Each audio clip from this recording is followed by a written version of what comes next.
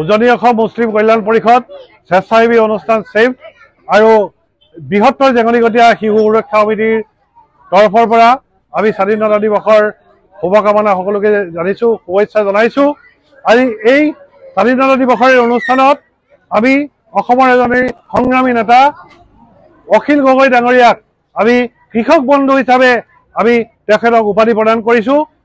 কৃষক বন্ধু হিচাপে অখিল গগৈক এইকাৰণে উপাধি প্ৰদান কৰা হৈছে, অখিল গগৈ প্ৰকৃতাৰ্থত হাড়ে সিমজোৱা এগৰাকী কৃষক আৰু তেওঁ কৃষক নেতাৰ পৰা শিৱসাগৰ বিধানসভা সমষ্টিৰ ৰাইজে তেখেতক বিধায়ক হিচাপে নিৰ্বাচিত কৰিছে।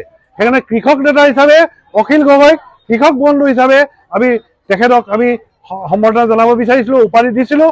অখিল গগৈ তেওঁক ব্যস্ততাৰ কাৰণে গুৱাহাটীৰ পৰা আহিব নোৱাৰিলে। অখিল গগৈয়ে তেখেতৰ মাতৃ প্ৰিয়দা গগৈক তেখেতৰ হৈ পুত্ৰৰ হৈ এই উপাধি গ্ৰহণ কৰিবলৈ শিৱসাগৰলৈ পঠিয়ালে। অসুস্থ শৰীৰে অখিল গগৈৰ মাতৃ প্ৰিয়দা গগৈ আমি মুছলিম কল্যাণ পৰিষদৰ আজি স্বাধীনতা দিৱসৰ অনুষ্ঠান উপস্থিত হৈছে আৰু প্ৰিয়দা গগৈক আমি সুস্বাস্থ্য কামনা কৰিছোঁ। আৰু তাৰ লগতে আন এজন সংগ্ৰামী নেতা বীৰ লাচিত সেনাৰ এগৰাকী প্ৰশাসনিক সচিব শৃংখল চলিহা, এই শৃংখল চলিহাকো উজনি অসম মুছলিম কল্যাণ পৰিষদৰ তৰফৰ পৰা আমি ৰাজহুৱাভাৱে সম্বৰ্ধনা জ্ঞাপন কৰিছোঁ। অখিল গগৈ অৱৰ্তমানত তেখেতৰ অসুস্থ মাতৃ আৱেগিক হৈছে, কাৰণ এইটো কাৰণে আৱেগিক হৈছে আজি স্বাধীনতা দিৱসৰ দিনাখন তেখেতৰ মাতৃয়ে বিচাৰিছিল যে পুত্ৰই কৃষক বন্ধু উপাধিটো লওক, কিন্তু পুত্ৰই ৰাজনৈতিক ব্যস্ততাৰ কাৰণে আহিব নোৱাৰিল। কিন্তু পুত্ৰক বহুদিন মাতৃ হিচাপে দেখা নাই, সেইকাৰণে মাতৃ যথেষ্ট আৱেগিক হৈ পৰিছে, শোকবিহ্বল হৈ পৰিছে প্ৰিয়দা গগৈ। খুব ধন্যবাদ জনাইছোঁ উজনি অসম মুছলিম কল্যাণ পৰিষদক।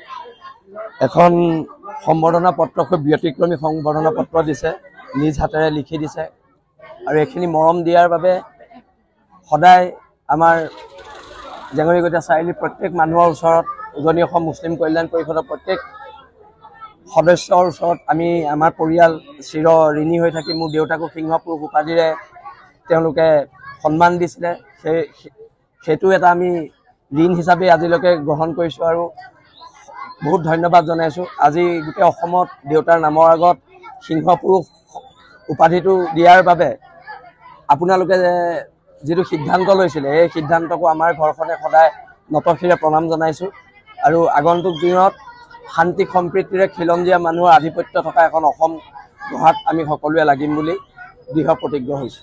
অখিলদাৰ মাতৃ আজি খুব আৱেগিক হৈছে। আজি বহুত দিনৰ পিছত, প্ৰায় 2021 চনৰ পিছত মই আজি অখিল গগৈ মাতৃক লগ পাইছোঁ। খুব আৱেগিকখন মোক প্ৰথমে ধৰিব পৰা নাছিলে, তেখেতৰ বয়সো হৈ আহিছে আৰু মনত পৰে তেতিয়া আমাৰ ঘৰত ভাত খাবলৈ যোৱা অখিলদা জেলত থাকোঁতে, সেই নিৰ্বাচনৰ সময়ত অখিলদাৰ মাক আমি একেলগে নিৰ্বাচনী প্ৰচাৰ চলোৱা, এইবিলাক কিছুমান অভিজ্ঞতা আছে, খুব সুন্দৰ অভিজ্ঞতা আছে।